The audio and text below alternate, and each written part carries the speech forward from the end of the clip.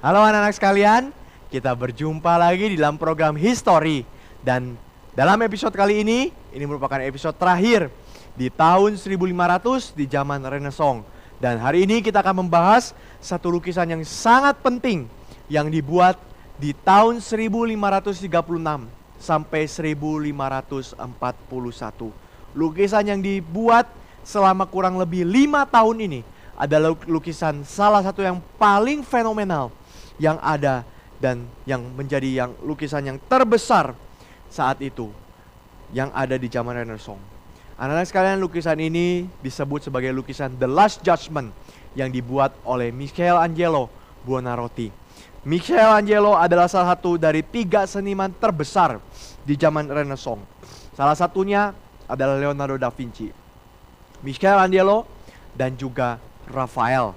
3 pelukis yang terbesar di zaman Renaissance.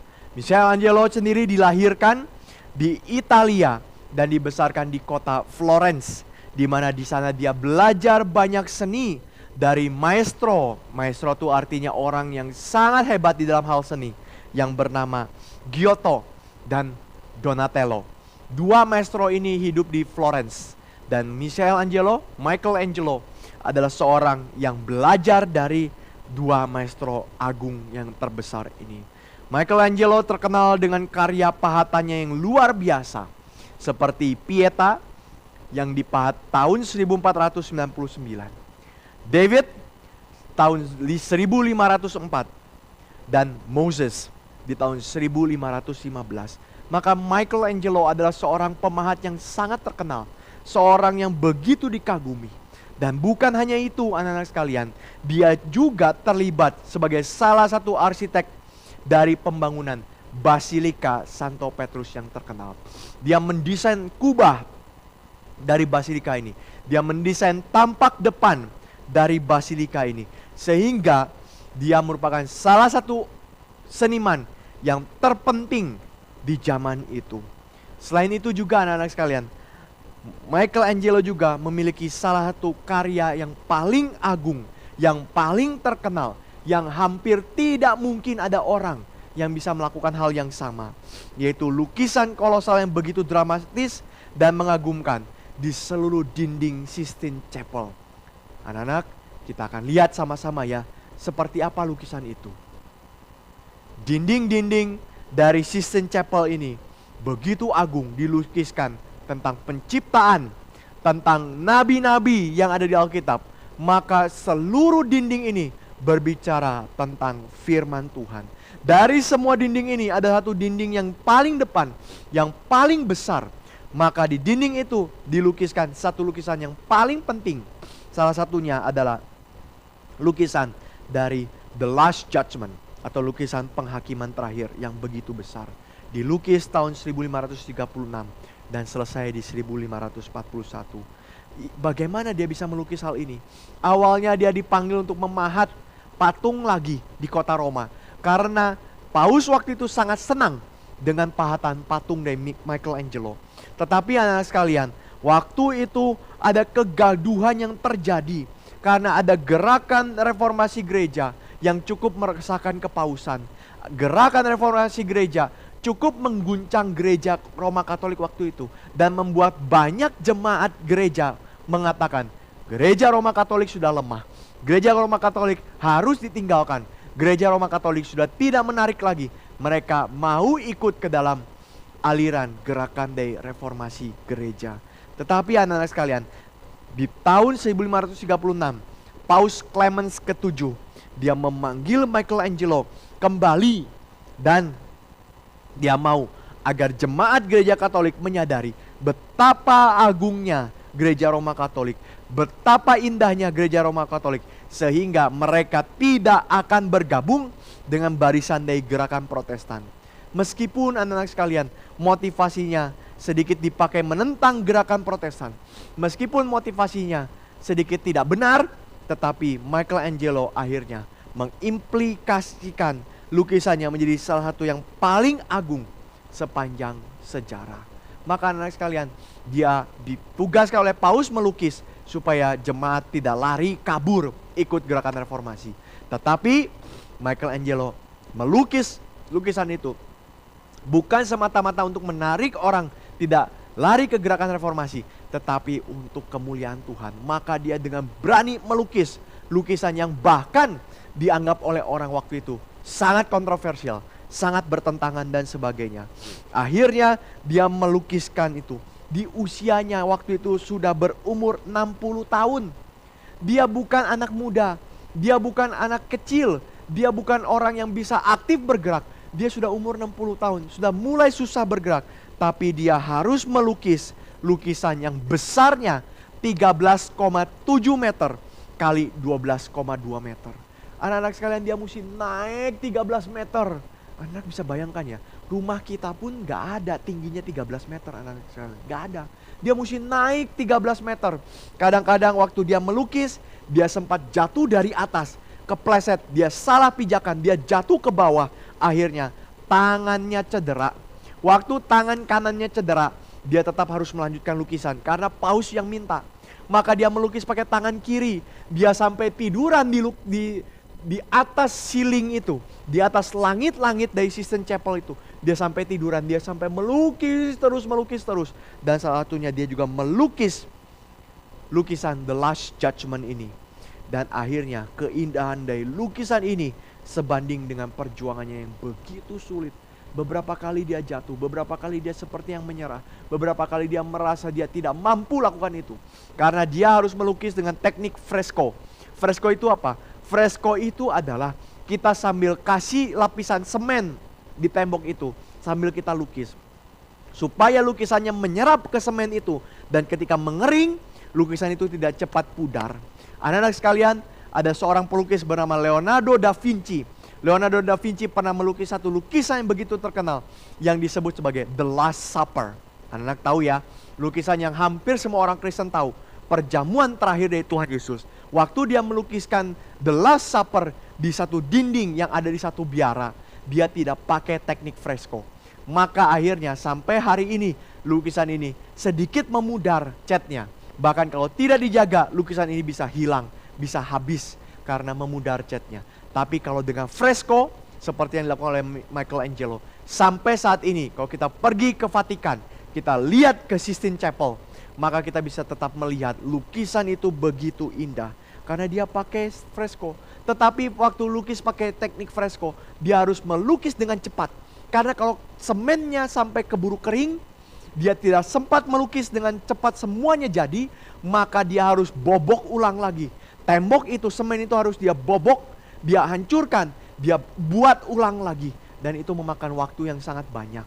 Maka dia lukis harus tepat. Tidak boleh salah, tidak boleh kurang cepat. Harus tepat dia lukis, supaya lukisan itu bisa bagus, bisa sempurna. Dan ini yang dia lakukan. Lukisan The Last Judgment itu menggambarkan adegan yang dinamis, yang dipenuhi dengan emosi dan figur dramatis, seolah membawa kita semua berhadapan langsung dengan penghakiman Tuhan Yesus. Di tengah-tengah lukisan itu ada satu figur yang sedang mengangkat tangannya. Itu adalah Tuhan Yesus Kristus yang digambarkan sebagai hakim yang sejati, yang penuh kuasa dan penuh kemuliaan. Dia digambarkan lebih besar dan sentral di dalam lukisan itu, melambangkan kedaulatannya sebagai hakim atas seluruh dunia. Dialah figur sentral, dialah figur utama dari seluruh dunia ini. Dia mengangkat tangan kanannya untuk membawa orang percaya bangkit, naik ke langit dan memerintah bersama dengan dia. Sementara tangan kirinya itu menjatuhkan orang fasik, menjatuhkan orang jahat, menjatuhkan orang berdosa untuk jatuh ke neraka, masuk ke neraka.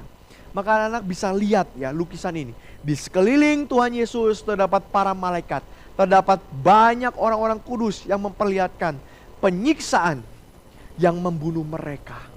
Anak sekalian, ada yang membawa kulitnya, ada yang membawa tangga, ada yang mau membawa seperti roda yang berduri, ada yang membawa berbagai macam hal. Kenapa mereka bawa itu? Karena mereka membawa apa yang membunuh mereka waktu mereka masih hidup. Kenapa mereka lakukan itu? Karena mereka seolah-olah mau mengatakan, Tuhan nyatakanlah keadilan-Mu bagi kami. Masakan kami dikuliti, dibunuh seperti ini Tuhan? Masakan kami disalib seperti ini Tuhan? Masakan kami dipanah seperti ini Tuhan? Kami membela nama-Mu.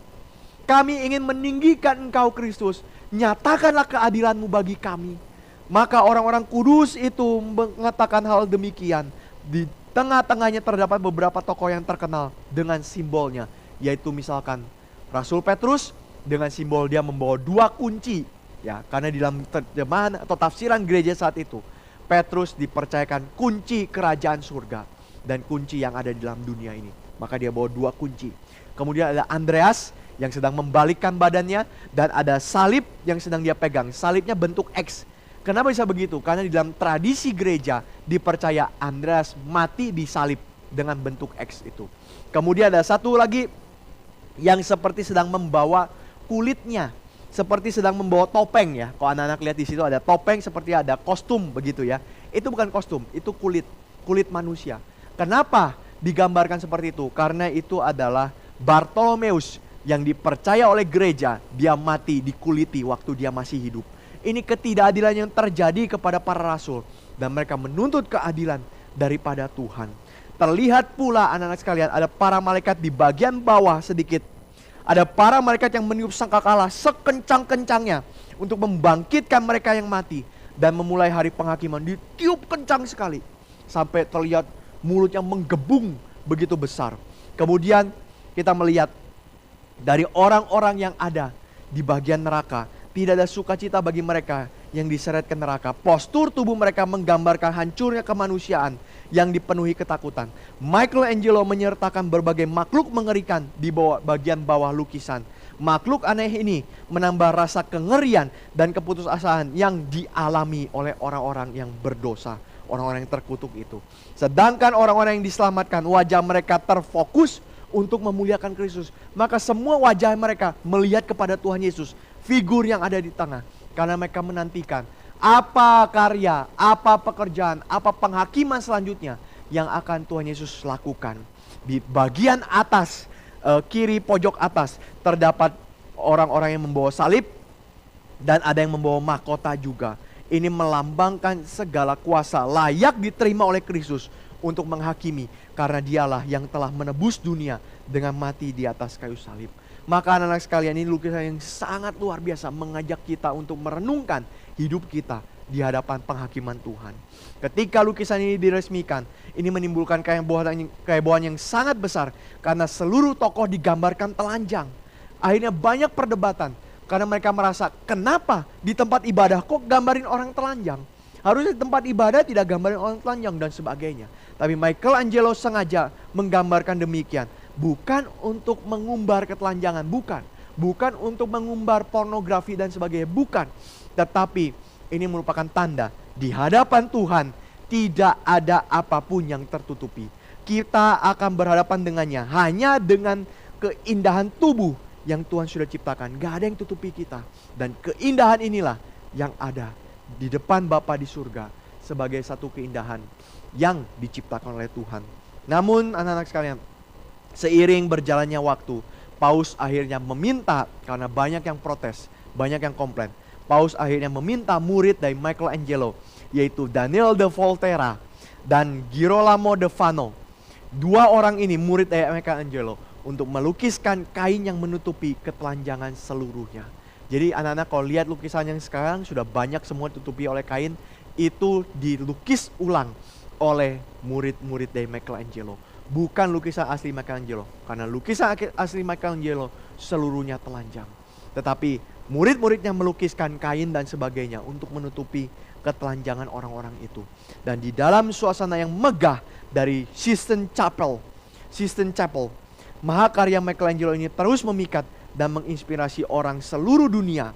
Dan ini merupakan satu hal yang sangat penting, menawarkan pengalaman penghakiman Tuhan yang sungguh nyata. Dan pertanyaannya adalah, bagaimana dengan hidup kita? Apakah kita layak berdiri di hadapan persidangan ini? Maka anak-anak sekalian, kita bisa melihat keberanian Michelangelo diwujudkan dengan lukisannya yang syarat dengan makna teologi yang mendalam, dengan lukisannya yang begitu banyak pelajaran-pelajaran berharga. Dan di sini kita bisa belajar, keberanian tidak harus bersifat kasar. Keberanian tidak harus bersifat memaksa. Tetapi keberanian dapat tertuang di dalam keindahan yang meyakinkan orang untuk menikmatinya dan menjalankannya seturut dengan firman Tuhan. Anak-anak, sampai di sini histori kita hari ini. Kita telah belajar apa itu keberanian. Keberanian untuk berani ambil resiko. Keberanian berdiri di atas firman Tuhan. Keberanian berdampak bagi kepentingan banyak orang. Dan keberanian yang dijalankan dengan melihat kepada keindahan, bukan kekerasan dan pemaksaan. Dan kita akan bertemu di dalam season selanjutnya. Kita akan loncat 200 tahun lagi ke tahun 1700-an. Apa yang terjadi di sana ya? Mari kita sama-sama menyaksikan season selanjutnya. Tuhan memberkati kita semua. Bye-bye.